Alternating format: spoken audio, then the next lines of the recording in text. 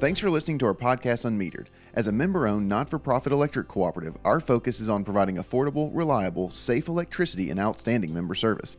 One way that we're doing that is by providing more avenues of communication to you, our member. Through the podcast, we hope that you will be able to find some helpful hints, tips, and things to help you conserve energy, as well as some informational pieces that will help you understand what it means to be a member.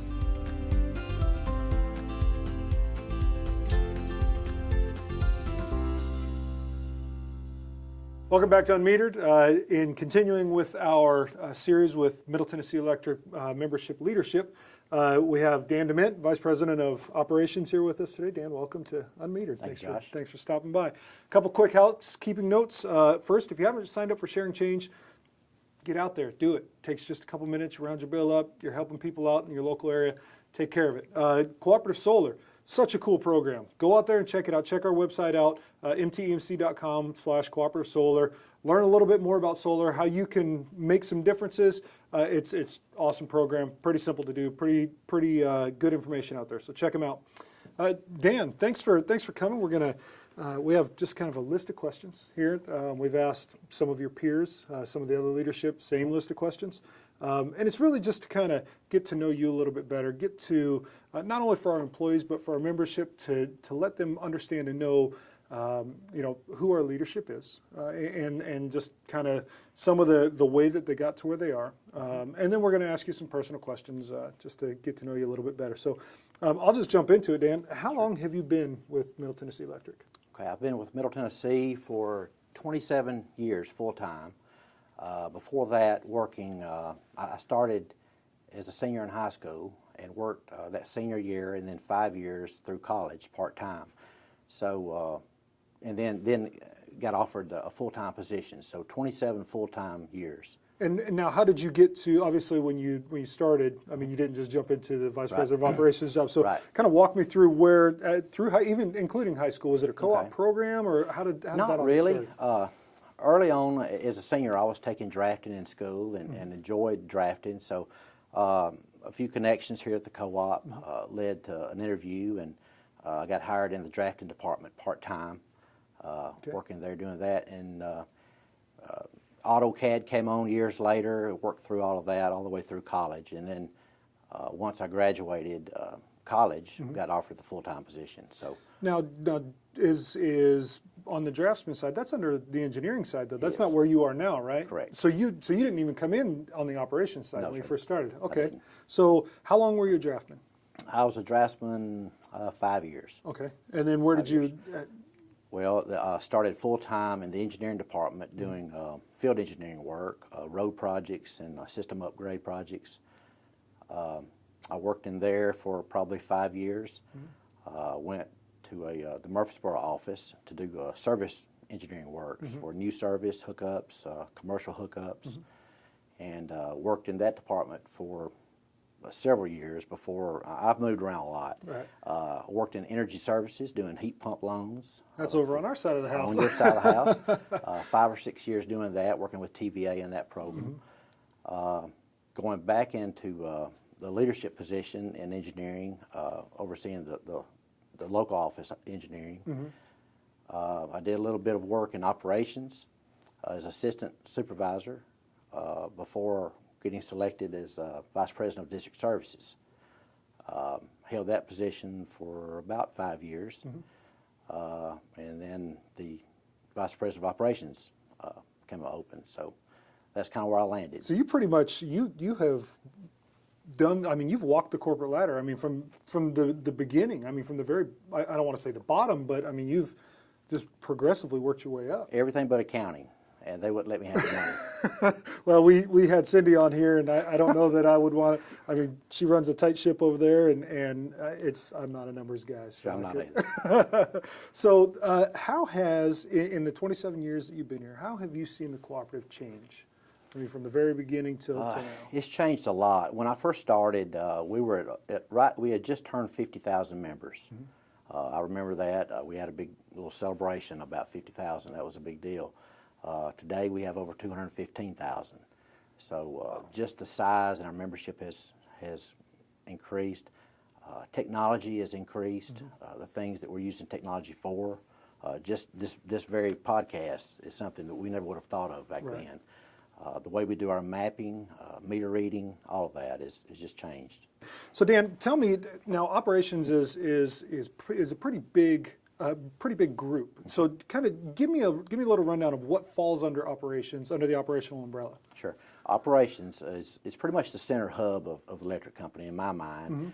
We oversee 5 different departments within operations. Okay. One being construction, which is our lineman and groundman, and also our meter reading department. We also have the warehousing, which is our central warehouse here, and 4 area warehouses for all the material for those guys.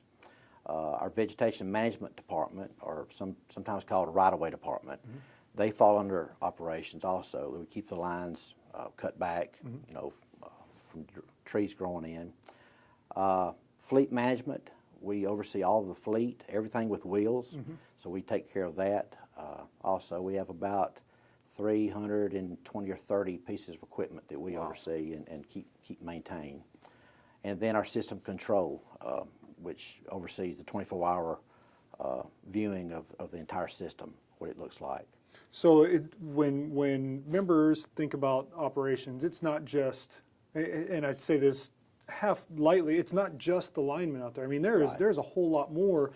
We've talked a little bit about vegetation management and you know, that type of job, but fleet management with over 300 pieces of equipment. I mean, there's a lot to operations. It is. We have 5 full-time mechanics and a supervisor that oversees all of that in 3 different shops. Wow. So it's a lot of support to support our linemen in the field, Right. doing their work. So what makes operations successul in your opinion? Well, the number one thing we want to have is our guys go home at night. We want everybody to work safe. Right. A good successful operations is the employees going home safe, but also keeping the lights on. I mean, we don't hear from our members unless the lights go out. Right. I mean, that's what everybody. That's when we hear from them. Right. So it's beyond safety. Reliability is our number one goal. And so how does what your team does in operations, how does that make the co-op successful? And how does it kind of follow our core principles that, you know, I mean, you said reliability. How does it kind of fall in there? I mean, you said it's a central hub. Sure. What do you think is the driving force? Well, the driving force is our employees, the people that we have working for us. They're top-notch folks. Right. They know what they're doing, and they do it very well. But it's not so much the construction of lines. When you think of linemen, I think more of keeping the lines on that we have. We have about 11,000 miles of line that we maintain. Wow. So, you know, we're building lines every day to new homes and businesses. But just being able to keep those lines on, keep the substations on, all that's involved in that is a success. That's great. Dan, we're going to take a quick break. When we come back, we're going to talk to Dan a little bit about we're going to get away from the professional stuff. We're going to get to know Dan a little bit on a personal level, so stick with us. We'll be right back. Hello, my name is Chris. And I'm Michelle. We're with the Boys and Girls Clubs of Rutherford County. Last year, we served over 3,000 youth in Rutherford County. We're really grateful for the money that the foundation has provided us. They've helped fund our STEM program, and through that money, we've been able to buy 17 new laptops to run the Khan Academy with our youth.